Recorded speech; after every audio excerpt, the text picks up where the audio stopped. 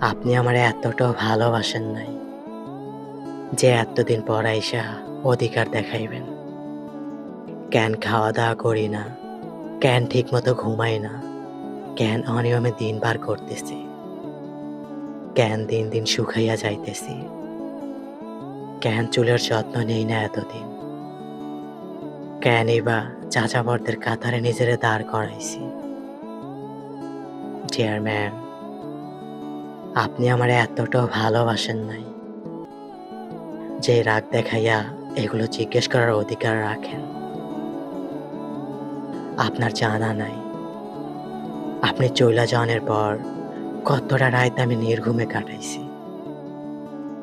আপনার জানা নাই কত শত রাইতে আমি ঘুমের মধ্যে আপনার নাম ধইরা চিৎকার কইরা কান্না করছি, মাথার বালিশ ভিজাইছি। আপনার জানা নাই কত শত দিন না খাইয়া না শুইয়া এদিক সেদিক ঘুইরা বেড়াইছি। আপনার জানা নাই যে সিগারেটের একটু ধোঁয়ায় আমার দম বন্ধ হইয়া যাইত। আজকা সেই সিগারেট কেনার জন্য 9 তলা বিল্ডিংয়ের সিঁড়ি বেয়ে নিচে নেমে আসি।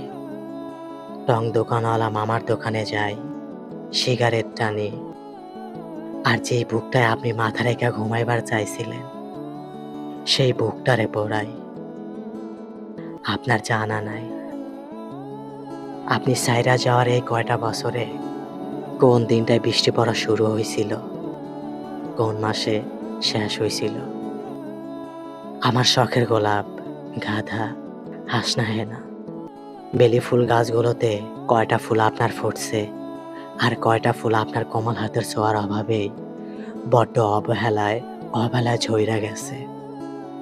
আপনার জানা নাই, আর আমিও হিসেব রাখতে ভুলি নাই।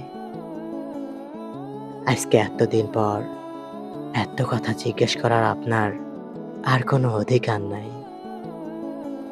তার মানে অন্য কাউরে দিছি সেই অধিকার। এমন ভুলভাল ধারণা মনের ভেতর পোষারও দরকার নাই।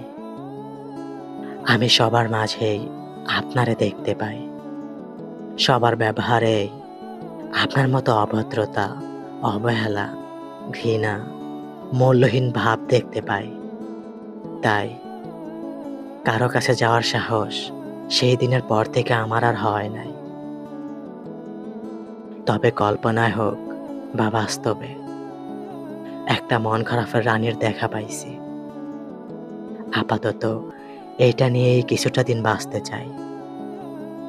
এরপরে এরপরে আমি মইরা গেলেও আমার আফসোস নাই।